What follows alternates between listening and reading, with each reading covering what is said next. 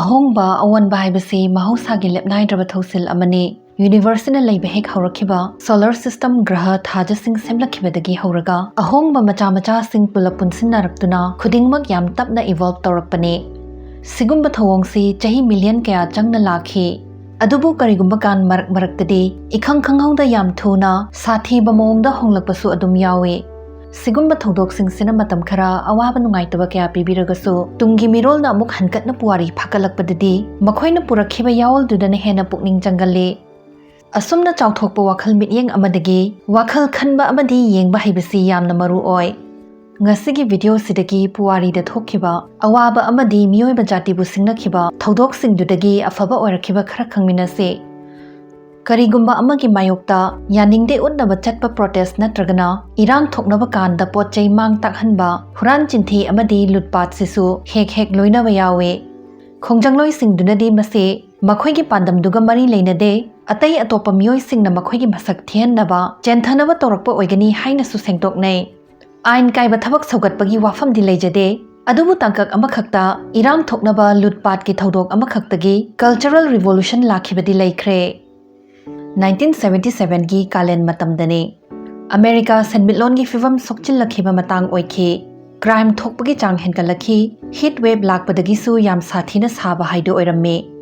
जुलाई तांग 19 की नुमिदांग पुंग 9 मखाई हेलकपा स्वाइसिदा ब्रजा ताबगी थौदोक अमदगी न्यूयॉर्क मई मुदखि सहरदुमा पुंगमम ममखिबदगी लुटपाट की थबकसु थोकलकपा होरखि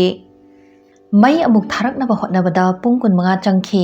अदुगी मनुंगदुदा दुकान 1400 थोंग थोंगनाव फकाइदुना मानचांग लोइना होनखरे।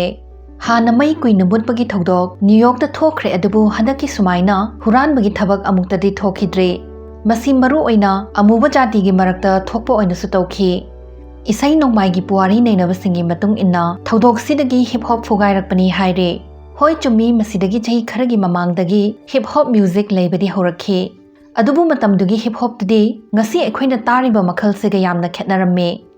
रैपर सिंगी महुत डीजे ने हेना सक्ताकपा म्यूजिक मखल अमा ओइरम्मे। DJ Kool Herc grand wizard Theodore Afrika Bambaataa गुम्बा डीजे सिंगना पार्टी अमदी क्लब सिंगदा मसागी मसक ममिंग सेमजरखिबा मतमने मखोइना मिक्सर अमदी टर्न टेबल सिंग जंत्र ओंथोक्तुना अनौबा साउंड पुथोकनखि अनौबा जॉनरा अमा ओइना पोखाइदोगी ngairga लेरबने। अदुबु लुरिबदी मसिगी डीजे इक्विपमेंट सिंग असे ममल याम साथीना तांगलम्मे। गिटार लेजबा मी अमदी सोरोक चिदाय अमदा फमलगा इसै हेक्ता सक्थबा याय अदुबु डीजे ओइगे हाइरगदी डॉलर लिसिंग थाददबा यारमदे पैसा वानरिबा मतम ओइबनिना इया यादबा हाइदो ओइरम्मे। हाइनबगी मतुंग इन्ना न्यूयॉर्क की थौदोक अदुदा हुरान बिखिबा दुकान सिंगदुगी मरक्तगी म्यूजिक अमदी इलेक्ट्रॉनिक स्टोर कया यावरम्मे अदगिदी खंगहौदे लंबी सोरोकता अहोंगबा टर्न टेबल अमदी mixer ngakta ngairame hip hop लाइर इना खुनबा खाइदबा म्यूजिक मखलमा ओइरखि। 1979 योरकपददी हिप हॉप यामना मेन स्ट्रीम ओबा म्यूजिक मखल ओइरे। असुम तौदना फुदोकपा ngамदना लेरंबा म्यूजिक स्टाइल अमा ब्रजा ताबगी थौदोक अमना मेन स्ट्रीम दा पुथोरखि। यावल पुबिरखिबा थौदोकसिंग नेनबदा ब्लैक डेथ जिथरंबा यादे। ब्लैक डेथ हाइरिबा यूरोप सिन थुंगना 1346 तगी 1351 फाउ संदोखिबा लाइचतसिना यामलबा मिसिंग 75 तगी 200 मिलियन मुक्ति हाटखि।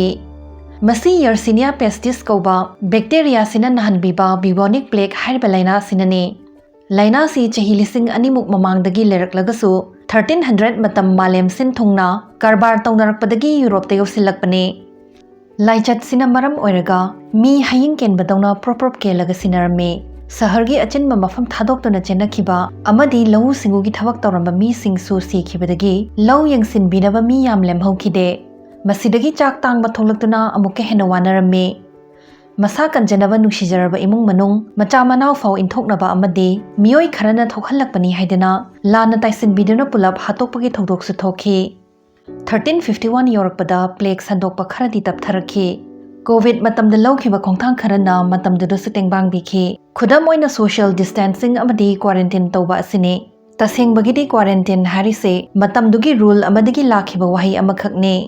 जहाज तोंगदुना हलखिबा सेलर सिंग नाद्रे खंगनबा क्वारंटिनो हाइदि नुमित निफुनि चुप्पा जहाजतुदा लेरबा कान खक्तदा मिरक्ता चंगलकपा याहलमे। थानोस न खुदकापी कापदुगुम लाइचतसिगी बैक्टीरिया सिनसु यूरोप की मिसिंग तंखाय अमा हंथनखि। ngasi su laina sina chahi khudingi mi lising ani mukti nabag report adum lay adubu antibiotic sizinabadagi yam line layang mangamle asuk tamthi khraba misi minagi matam sidagibu positive oiba kari tholakadagi khanbada yam awaba amdi soidan oinaramgani adubu masina Europe ki khunai puwari amadi nat ki oiba yawalama lahanki ngasai lomi watpadagi low kaya yang sindana laiki habadu ningsing biribra supply demand gi yam chamba niyam ama pansin bayai yamna demand laiba potsak ama matik chana supply tawba ngamdragadi afangba kharadu mamal yamna wangani Masidagi hana Europe ta lisang sitna chatnaramba feudal system thupjilakibane yam samna hairabada European khunagi khwai lairabasingdo lowyam lamyam paibasingi sinme haidi serve singbu minaigum sizinaba system amakhakne adubu lamna mamal laiba haibaside madubu sizinabinaba mi laiba kan khaktadane subinaba mi singdo haujikti tangai fadana neglaktaba yadrabanina khutsuman sudoriba masana lepchaba yarakhe Masidagi makhal kayagi sinmi singi fivam hanadagi yam fagalaknaba maram oirakhi lopu singduna tolop hanthanaba hotnaraknagana makhoigi lup sing manaraga puna yaningde phongdokpa ngamhalakhi masi anganba matamgi labor union gumbani khalasu yai feudal system kinta khrabanina mi kaya saharda hongkalaktuna makhal kayagi karbar amadi khudhaibagi sinfam sing paibasu oithorakhi puari de ihan hanba oina middle class thokpa horakhi Minaigum leiramba serve sing hanadi leijabal lamachet kitangdu machanopa ahal khaktada thambirambane haujikti lanthum marang sum karakpadagi leijaba machanopa nupi punamak suna yenbiramba sungamlakhi Black Death matungdagi haksel su fagatnarakhi masigi maram khara hairabada mising yamdragadi sizinanaba resources marang kaire fazana oknaba sizinaba fanglabanina masamau fare adagi hinghoribadusu immunity kanbadunane makhoigi macha masu sing immunity fana adum ponglakpane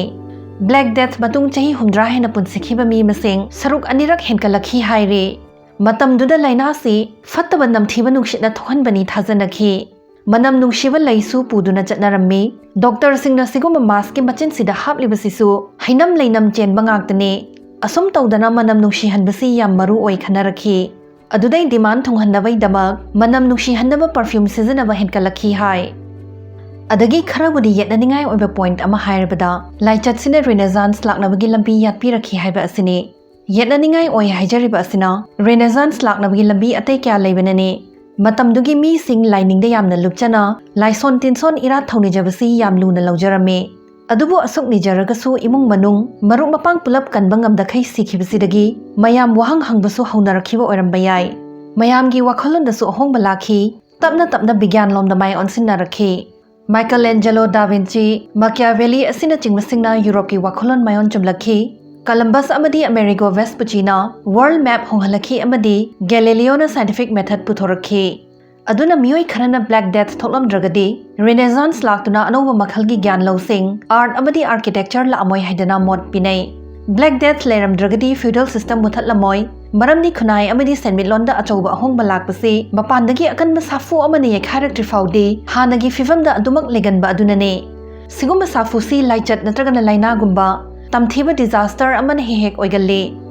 hojik aikhoi sida thokli blan sidagi kari achouba ahongba purakadaba manbage adomgi mod phongdok piramo